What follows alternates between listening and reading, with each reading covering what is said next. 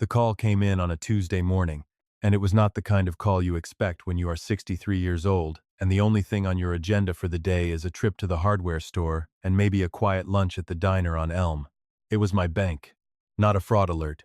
Not an automated message. A real person, a woman named Patricia, speaking in the careful, measured tone of someone who has been trained to deliver difficult information without causing a person to collapse on the other end of the line. She said, "Mr. Caldwell, I'm calling about some activity on your account from this morning. Would you be able to come in today?" I said, "What kind of activity?" She paused, just long enough for me to know it was not a routine check. She said, "We'd really prefer to go over it with you in person, sir." I put down my coffee. I looked out the window at the backyard, at the garden Margaret had planted the spring before she got sick, which I had been tending alone for 2 years now, poorly, but faithfully. And I told Patricia I would be there within the hour. I want you to understand something before I tell you the rest of this, friends. I spent 31 years as a civil engineer for the city of Columbus. I designed drainage systems and load-bearing structures and intersection layouts that had to be precise down to the quarter inch, because when they are not precise, things fail and people get hurt. I retired in 2019 with a clean record, a modest pension, and the habit of paying attention to numbers that most people would call excessive. Margaret used to joke that I balanced the checkbook the way other men watched football, thoroughly and without apology. So when I say I had already been paying attention to the account, I mean I had spreadsheets going back 14 months. I mean I had noticed things, small things, things that on their own could be explained away, but together formed a pattern that I had not yet allowed myself to name out loud. But I am getting ahead of myself. Let me tell you about my nephew, Daniel. Daniel is my late brother Roy's son. Roy passed 11 years ago from a heart attack at 57, which left Daniel without much in the way of close family on his father's side. When Margaret was still alive, we made a point of including him. Holiday dinners, his daughter's birthday parties, the kind of ordinary family contact that doesn't mean much until it's gone. After Margaret died, Daniel started coming around more, checking in, calling on weekends, offering to help with things around the house. He is 41 years old. He works in sales, has for most of his adult life the kind of job where your income goes up and down depending on things outside your control. He has a good personality, knows how to talk to people, knows how to make you feel like the most important person in the room when he turns his attention on you. I have always liked Daniel. Even now, even after everything, I understand exactly why I liked him. That is the part that stays with you. About 8 months after Margaret passed, Daniel came over one Sunday afternoon to help me move some furniture around the study. I was converting it to a proper workspace, something to keep my hands busy in the evenings.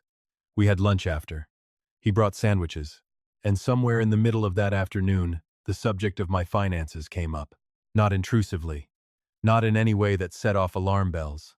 It came up the way these things come up between family members, when one of them is recently widowed and the other is concerned. He asked if I had someone helping me manage everything. I said I managed it myself. He said he had been thinking about me, about how much there was to keep track of after losing a spouse, all the accounts and the utilities and the automatic payments. He offered to help. I said I appreciated it, but I had a handle on things. He said, of course. And then he said, "What about online access? Do you have everything set up? Because if you ever get sick or something comes up, you'd want someone to be able to check on things quickly." I told him I had online banking, but I handled it from my desktop. He said, "I could help you set up the app on your phone, just so things are easier." And I let him. That is the part I come back to. That single afternoon. Because within 20 minutes, Daniel had my phone in his hands, had downloaded the banking app, and had walked me through setting up access. He handed the phone back to me, showed me how to check balances and transaction history, and made me feel like he had done me a favor, which he had. That was the thing. It genuinely was easier. I used it every week after that. What I did not know, what I had no reason to suspect at the time, was that while he had my phone in his hands, Daniel had also noted my login credentials. I had set them up out loud, reading from a notepad I kept in my desk drawer, because my memory for passwords was not what it used to be. He had said nothing. He had just helped. The first thing I noticed was about 7 months later. A transfer. $2,200 moved from my savings to my checking on a Thursday morning. I hadn't made that transfer. I thought at first it was an automatic payment I had forgotten about, some annual renewal or subscription that had lapsed in my memory. I went through my records. I could not match it to anything. I didn't call the bank. I made a note. That is what 31 years of engineering does to you. You note the anomaly. You watch for a pattern before you start tearing up the infrastructure. 3 weeks later, another transfer. $1,800. Same direction. Savings to checking. Then, a cash withdrawal at an ATM branch on the north side of Columbus. $800. At 2:17 in the afternoon, on a Wednesday. I was home that Wednesday. I had the receipt from the grocery store I visited that morning to prove it. I sat with those 3 items for a week. I did not sleep well. I thought about calling Daniel and asking him directly. I decided against it. Because here is the thing about confronting someone you suspect. If you are wrong, you have damaged something that cannot be repaired. And if you are right, and you tip your hand too early, they take whatever is left, and you get nothing. So instead, I called my attorney.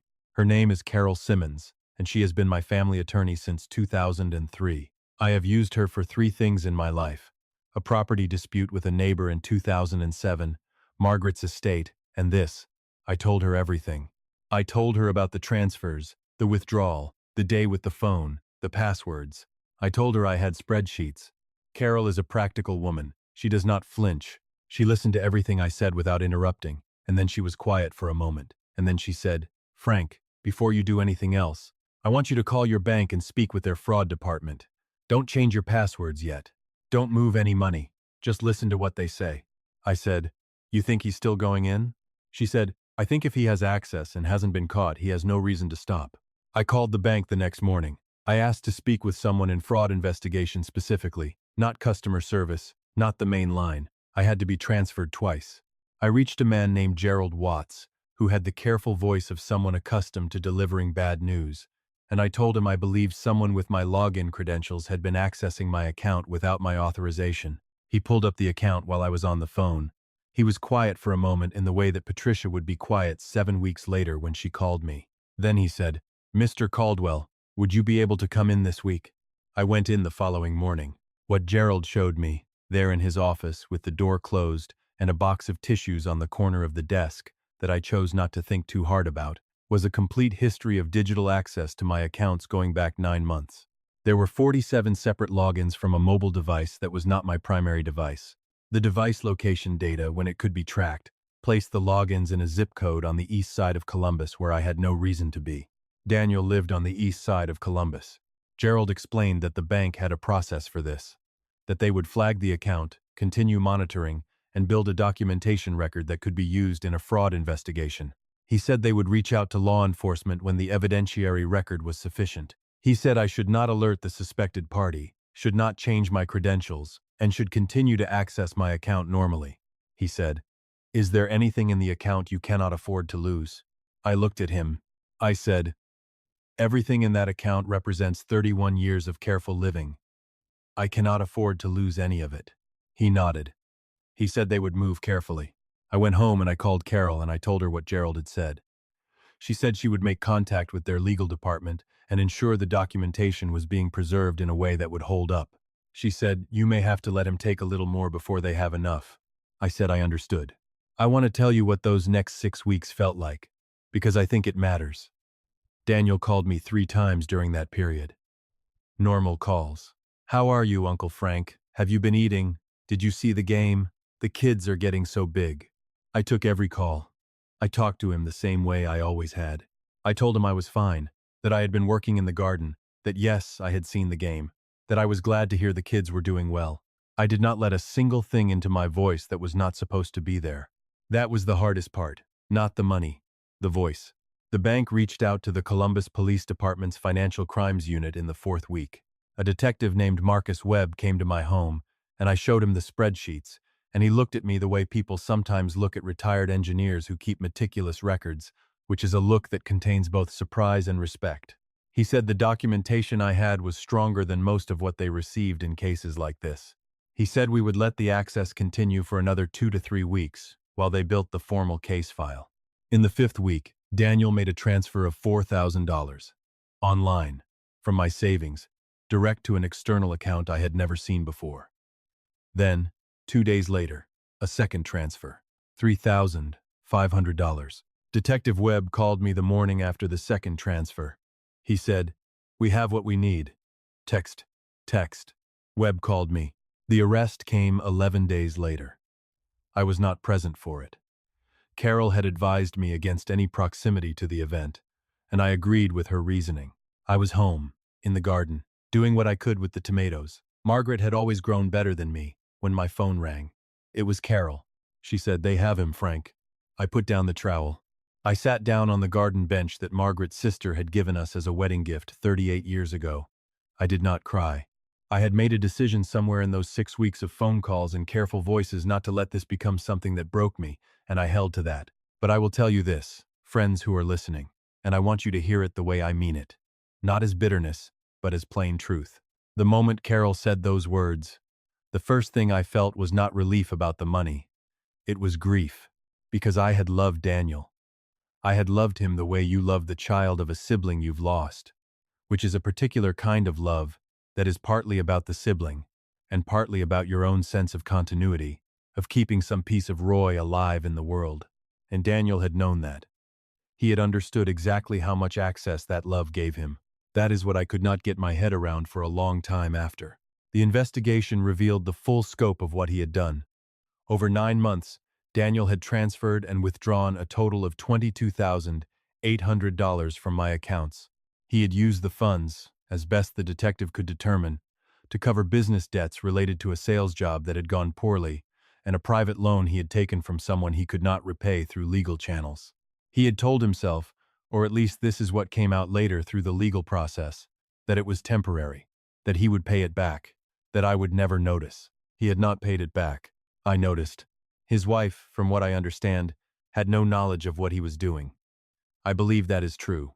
She came to my door 2 weeks after the arrest, alone, without calling ahead, and she stood on my porch in a way that told me she had been trying to figure out how to do this for days. I opened the door and I looked at her and I said, "Come in, Sheila." And she sat at my kitchen table and she wept in a way that was not performance. And I made her coffee, because that is what you do. We did not talk about the money. We talked about the children. Her oldest starts middle school in the fall. The younger one wants to play soccer. I told her those children had nothing to do with what their father had done, and that I hoped she would not allow this to become their story. She thanked me and left. I haven't spoken to her since, but I think about those kids more than I expected to. The legal resolution came 4 months after the arrest. Daniel entered a guilty plea to 1 count of felony theft by deception and 1 count of unauthorized computer access.